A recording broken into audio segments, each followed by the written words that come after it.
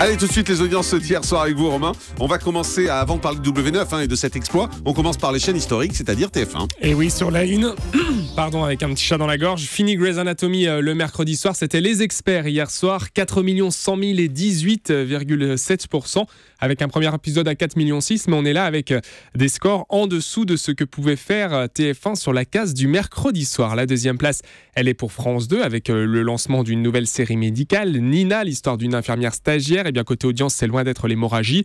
3 500 000 et 15,9%. On est là avec le score dans la moyenne sur la case de France 2. Troisième place pour France 3, Des racines et des ailes, qui nous emmenait en Bretagne, de la baie de Morlaix au Cap Fréhel. Et bien la 3 est loin d'être à l'ouest, 2 800 000 et 12,9%. Et au pied du podium, on retrouve donc M6 avec un nouveau numéro de l'émission Les Chefs contre-attaque, avec Cyril Lignac, Philippe Etchebest, Guylaine Arabian et Yves Candebord pour consommer 100% français, de la nourriture encore et toujours. Et là, je crois qu'on frôle l'indigestion, puisqu'on est sous les 2 millions de téléspectateurs hier sur M6, 1 969 000 et 9,8%. C'est un petit score pour la 6 hier soir. Notez qu'Arte dépasse le million avec du cinéma, Les Chemins de la Liberté, 1 100 000 et 5,4%. Et l'événement, on l'a dit ce matin, ce qu'il faut retenir de ces audiences, eh bien, ça se passe du côté de W9. Oui, avec une soirée un petit peu particulière, puisque le match démarrait à 21h50. Donc juste avant, W9 avait trouvé la belle idée de diffuser 100% foot en attendant justement le match jusqu'à 21h50. Donc ça fait 712 000 téléspectateurs à 21h50. Et après, c'est un véritable carton pour la Coupe du Monde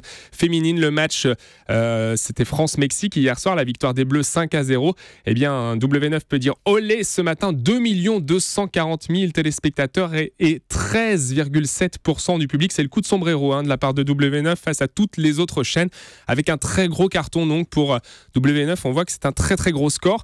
500 000 téléspectateurs pour NT1 et toutes les autres chaînes sont sous les 500 000. Donc vous avez vu, il restait les miettes après pour les autres. Exactement. Et puis on jette un coup d'œil du côté des deuxièmes parties de soirée. Avec M6, Les Chefs contre-attaque, les solutions. C'est en fait les conseils des 4 chefs qui étaient sur M6 en deuxième partie de soirée. Un petit score, 858 000 personnes et 9,1%. La 6 qui a donc souffert hier. Et puis on regarde ce qui s'est passé du côté des access. Alors Money Drop est faible hier soir. 3 200 000 téléspectateurs, même si c'est 21% de part de marché. Petit score également pour N'oubliez pas les paroles, 2 328 000 téléspectateurs. Le Grand Journal va pas très bien, moins de 900 000 téléspectateurs hier. 887 000 téléspectateurs seulement. Grand Journal battu par la série En Famille qui est à 916 000. Et Cyril Hanouna, tranquille, reste au-dessus du million. 1 100 000 et 6,1%. On le voit avec des scores un petit peu en dessous de ce qu'on a pu voir ces derniers jours. Il faisait beau hier? Oui.